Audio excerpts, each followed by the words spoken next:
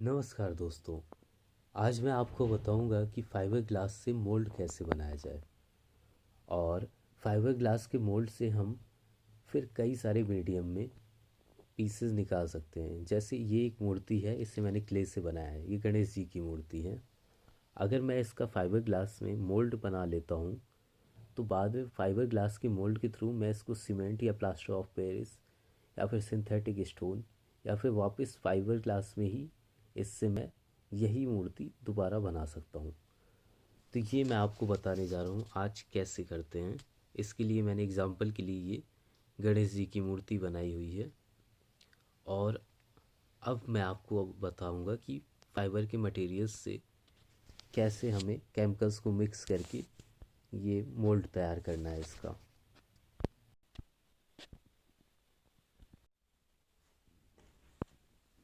तो ये हैं वो मटेरियल्स जो हमें फाइबर कास्टिंग करते वक्त चाहिए। इस बॉटल के अंदर है रेजिन, और ये जो आपको ब्लू कलर में दिख रहा है ये है कोबाल्ट। इसको हमें एक्सीलरेटर भी बोलते हैं। और ये है हार्डनर, इसे हम कैटलिस्ट भी बोलते हैं। ये मैट, और ये फ्रेंच चॉक पाउडर, एक ब्रश और दो खाली बकेट। फाइबर कास्टिंग स्टार्ट करने से पहले हमें सबसे पहले ग्लव्स ज़रूर पहन लेना चाहिए और साथ ही मास्क भी लगा लेना चाहिए। तो इन सब मटेरियल से आज हम बनाएंगे इस गणेश जी की मूर्ति का एक परमानेंट मोल्ड, जिसे हम डाई भी कहते हैं।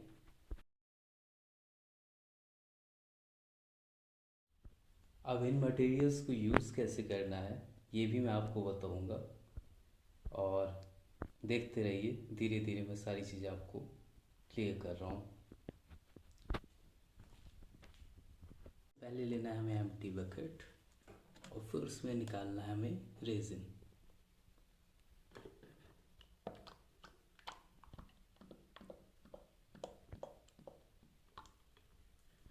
हम मिक्स करेंगे कोबाल्ट। कोबाल्ट जो ब्लू कलर का केमिकल था, इसे एक्सीलरेटर भी कहते हैं।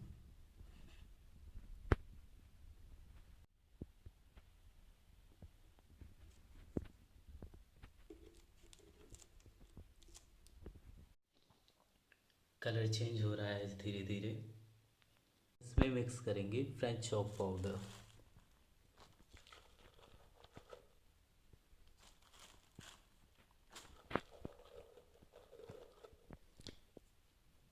इससे इसकी थिकनेस बढ़ेगी।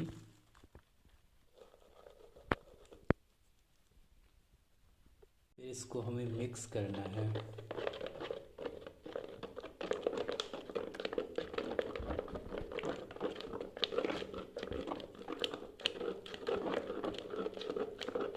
हमें थोड़ी देर तक मिक्स करना होगा, और थोड़ा जल्दी जल्दी भी।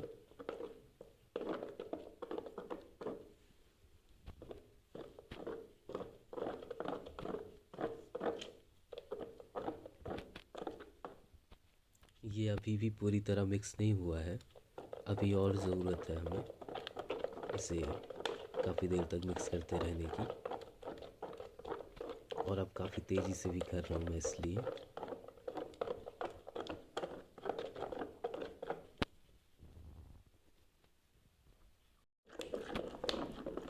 इसे हमें काफ़ी देर तक चलाना होगा, और वो भी तेज़ रफ्तार से।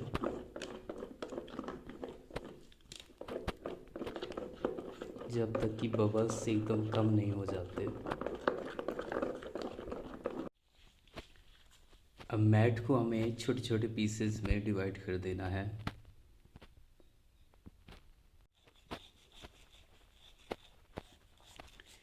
मैं नाइफ़ इस्तेमाल कर रहा हूँ, आप सीज़र भी यूज़ कर सकते हैं।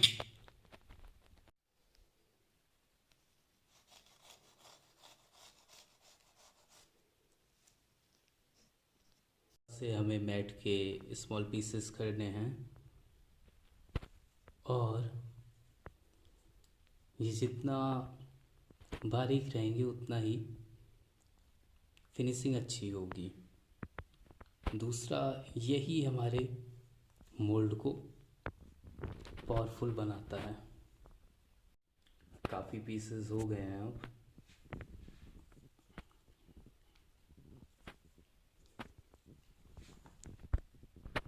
एक बार और चला के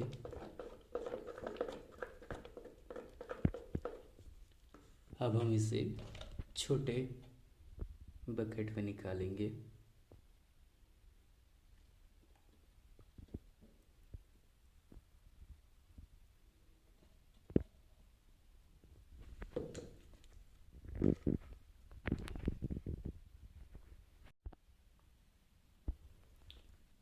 अब हम इसमें मिक्स करेंगे बहुत ही कम क्वांटिटी में हार्डनर। ध्यान रहे इस वाले बकेट में हमने हार्डनर नहीं मिक्स किया था। हार्डनर के लिए हम और भी कम क्वांटिटी में मटेरियल्स को ले रहे हैं, फिर हार्डनर उसमें हम मिक्स करेंगे, क्योंकि ये बहुत जल्दी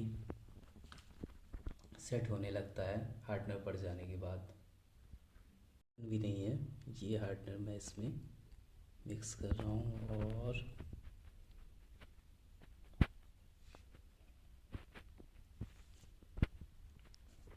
हम फिर से मिक्स करेंगे।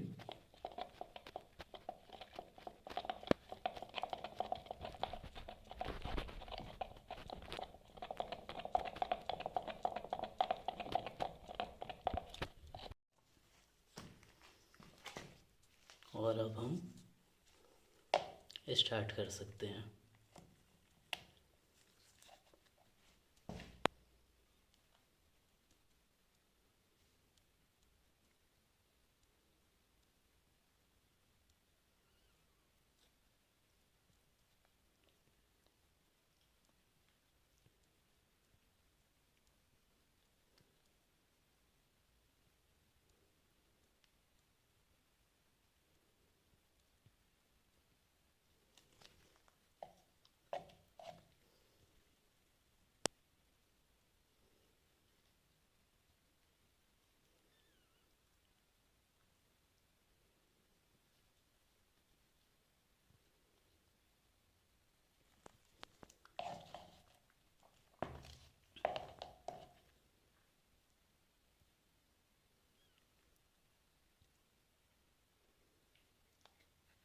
तो ठीक ऐसे ही हमें पूरे में करना है ये फर्स्ट लेयर, और डिटेल को भी अच्छे से फिल करना है हमें, कोई भी जगह छूटे ना।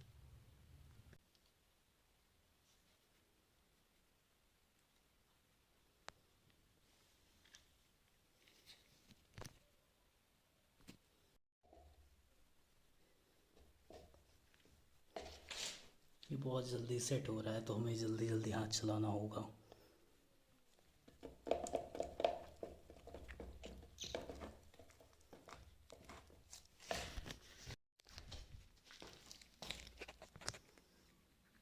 करीब आधे से ज़्यादा हो चुका है, अब जल्दी से हमें इसे कंप्लीट करना है।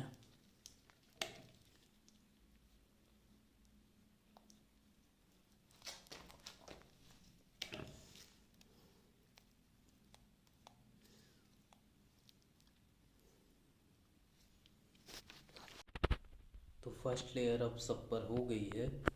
अब जो उभरा हुआ पोर्शन है सेकेंड लेयर में, हमें उस पर मेन मटेरियल्स डालना है।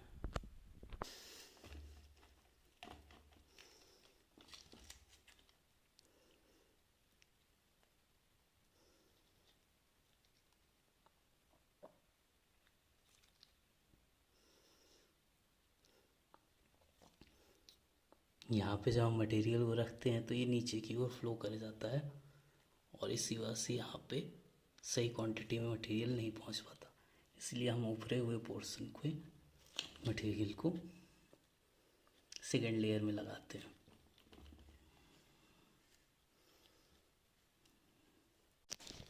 दोस्तों, अब सेकेंड लेयर भी पूरी तरह से हो गई है, और अब समय है मैट लगाने का।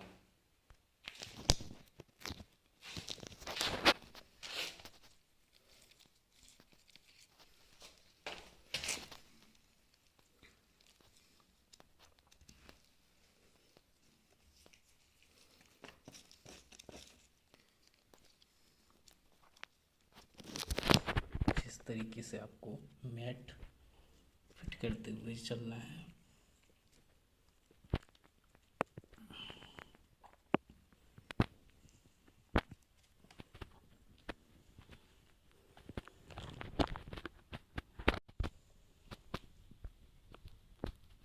अब मैट पूरे पे लग चुकी है और अब वक्त है लास्ट लेयर का।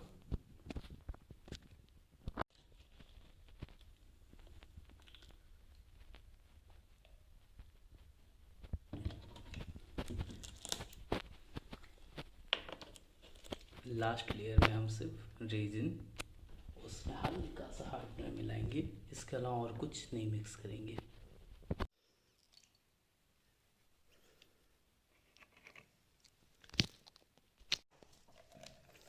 सिर्फ रेजिन और हार्डनर वाला ये मिक्स है। और अब देखिए इस पे हम मैट के ऊपर इसे हमें रखते जाना है, प्रेस करते हुए थोड़ा सा।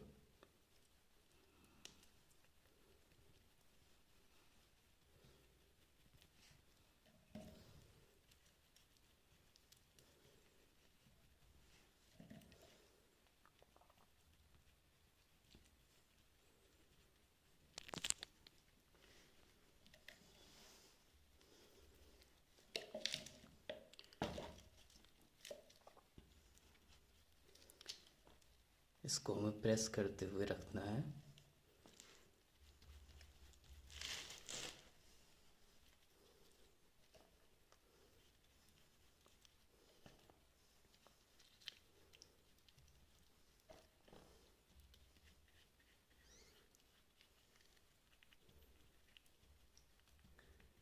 कुछ इस तरीके से, ताकि ये डेप्थ में जा सके।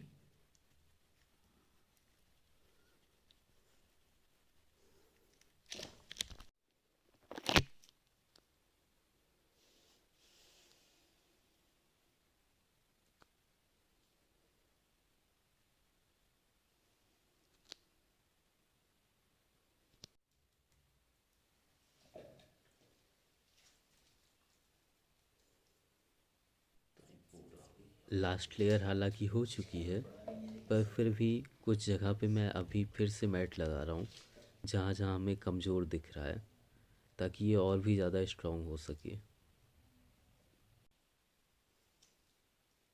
अगर ये सिर्फ पीस होता तो हमारा उतने से भी काम चल सकता था, पर ये मोल्ड है तो मोल्ड की थिकनेस ज़्यादा होना बहुत ज़रूरी है, और इसको हमें कई बार यूज़ करना है ताकि ये लंबे समय तक चल सके।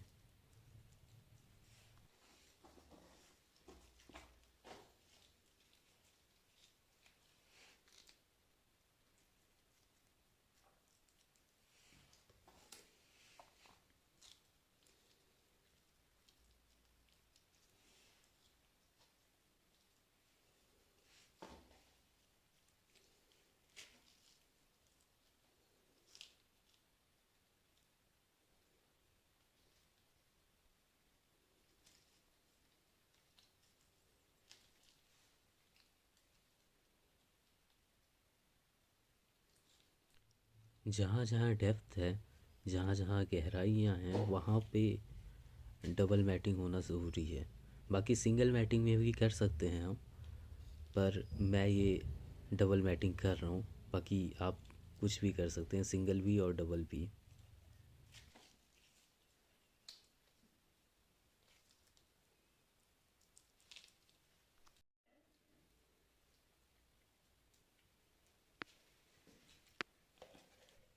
फिर से इस पे रेजिन और हार्डनर के केमिकल को मिक्स करके मैं लगा रहा हूँ, और ब्रश से प्रेस करते हुए, ताकि वो डेप्थ में अच्छे से जा सके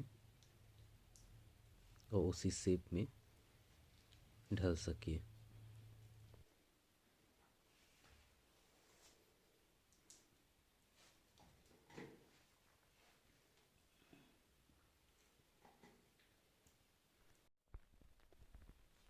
तो अब ये कंप्लीट हो चुका है, और अब हम इसे ड्राई होने के लिए छोड़ देंगे।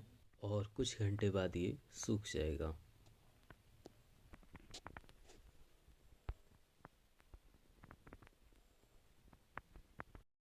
ये डाई तैयार हो चुकी है। फाइबर का हमारा परमानेंट मोल्ड बन चुका है। और ये देखिए, अब मैं इससे सारी मिट्टी निकाल ले रहा हूँ। ये फाइबर वाला हिस्सा यहाँ से दिख रहा है। और मिट्टी निकाल लेने के बाद फिर ये परमानेंट मोल्ड हमारा पीस निकालने के लायक हो जाएगा।